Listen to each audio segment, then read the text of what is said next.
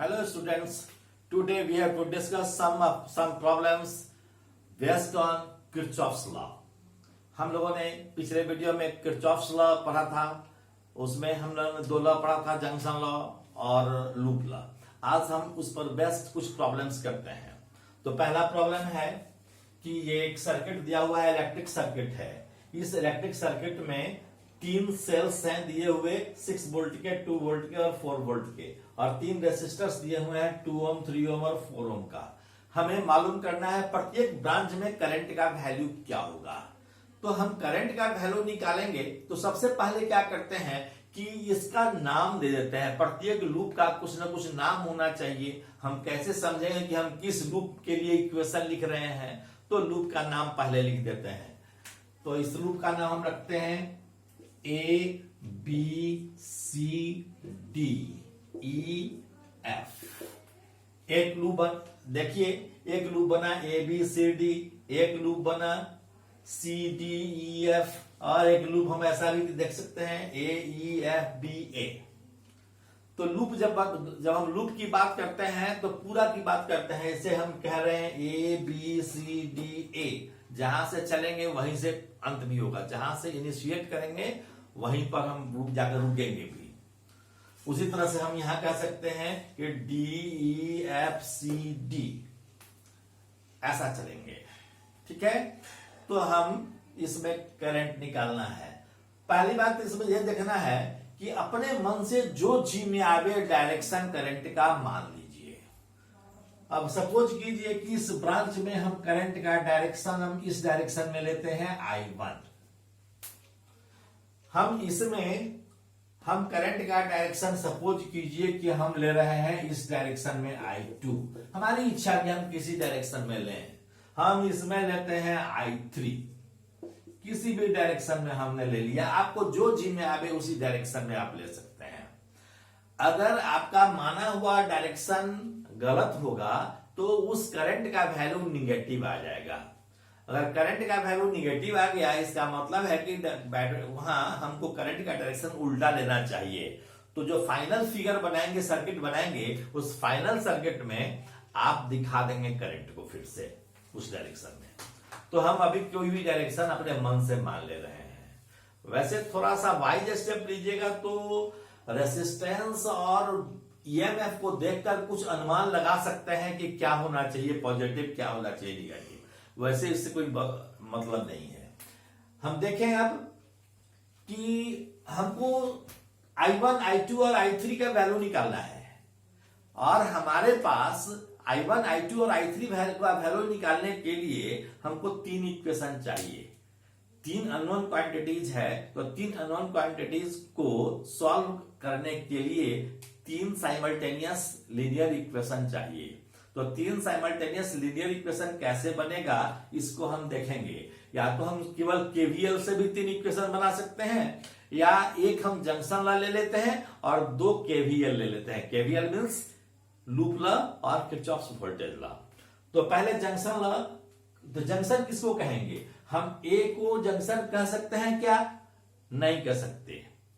लेकिन हम डी को जंक्शन कह सकते हैं या सी को जंक्शन कह सकते हैं। लेकिन ए को कभी भी जंक्शन नहीं कहेंगे, बी को जंक्शन नहीं कहेंगे, एफ को नहीं कहेंगे, ई को नहीं कहेंगे। क्यों नहीं कहेंगे ये आप खुद लॉजिक से समझ रहे हैं कि जंक्शन कहते किसको है। आप रेलवे स्टेशन पर जाते हैं, आपने दो शब्द सुना है, जंक्शन और स्टेशन। दोनों में फर्क क्या है? तो जंक्शन में डिफरेंट लाइंस आकर मिलते हैं। ठीक उसी तरह से यहाँ जंक्शन है, यहाँ I1 करंट भी आकर डी पर आ रहा है, I2 करंट इधर जा रहा है, I3 करंट भी इधर आ रहा है।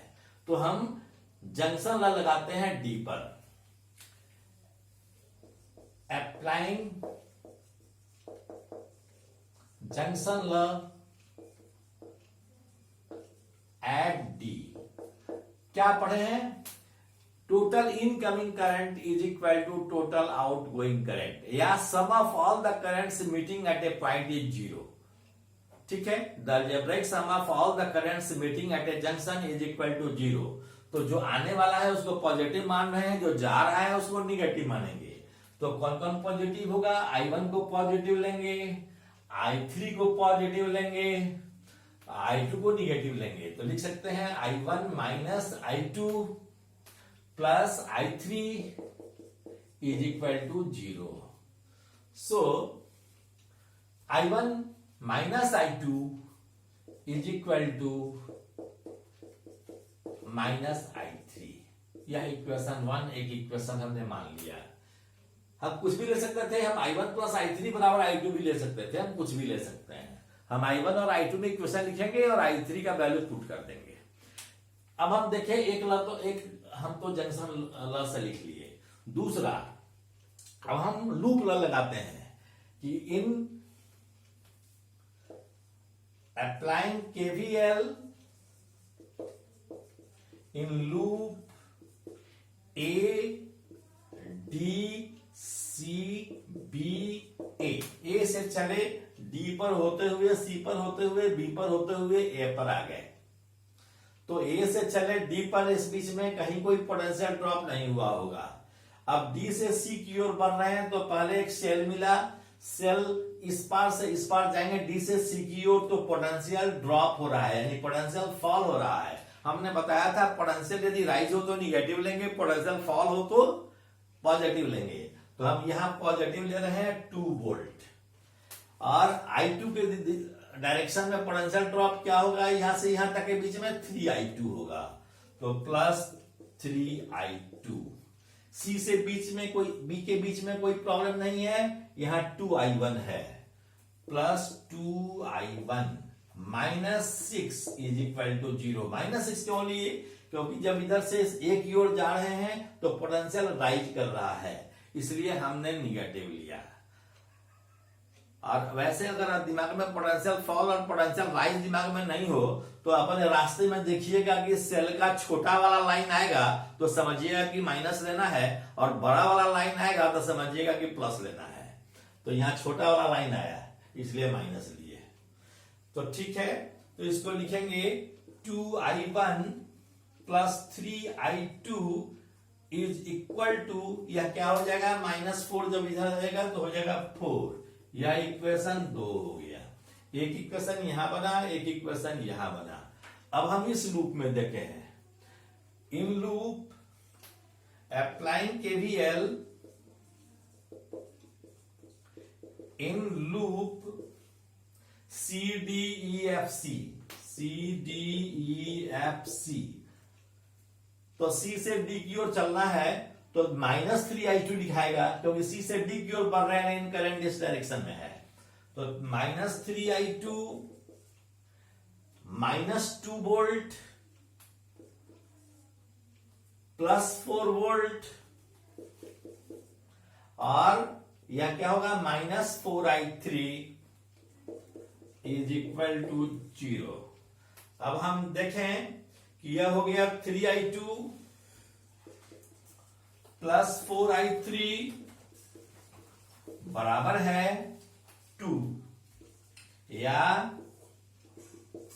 हम देखें 3I2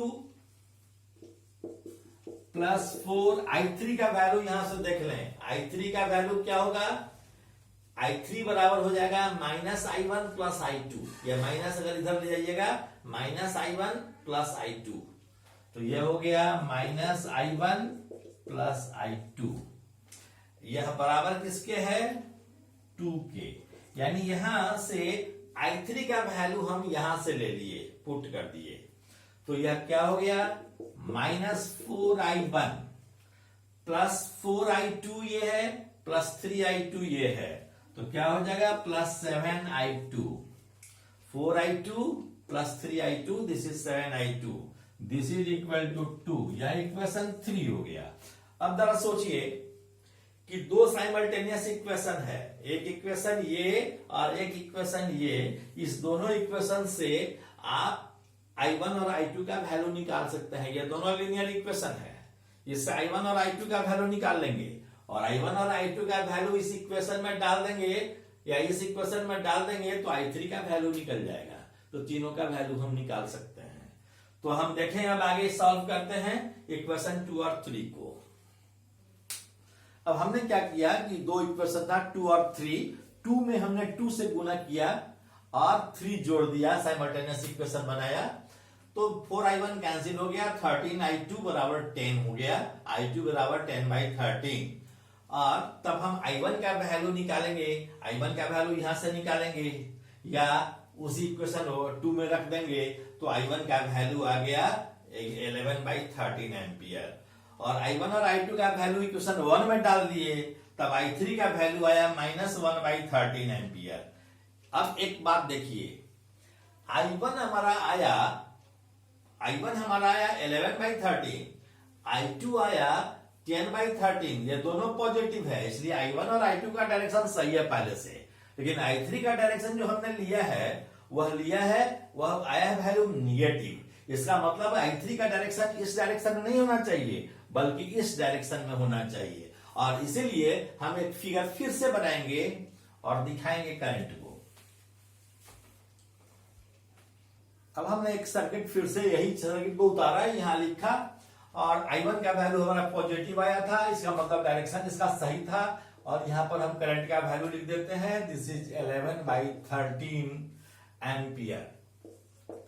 और यहाँ i2 का वैल्यू भी पॉजिटिव आया था, इसलिए यह भी डायरेक्शन वही है, i2 का वैल्यू लिख दिया 10/13 एम्पियर। लेकिन यहाँ जो डायरेक्शन था i3 का, इधर लिए थे, वैल्यू आया निगेटिव, इसका मतलब करंट का डायरेक्शन यही होना चाहिए और वैल्यू होना चाहिए 1/13 एम्पियर। यहाँ निगेटिव लिखने की जरूरत नहीं है, डायरेक्शन को हमने उल्टा कर दिया है। इस तरह से इस सर्किट को हमने सॉल्व किया और इलेक्ट्रिक करंट प्रत्येक ब्रांच में निकाल दिया। एक प्रॉब्लम हम और करेंगे। ये प्रॉब्लम देखिए, यहाँ 3 ओम 6 ओम का रेसिस्टर है जो जुड़ा हुआ है 4.5 वोल्ट की बैटरी से, और यहां से भी एक जुड़ा हुआ है एक रेसिस्टर और एक बैटरी जुड़ी हुई है 3 वोल्ट की। हमको निकालना है इससे होकर कितना करंट फ्लो हो रहा है।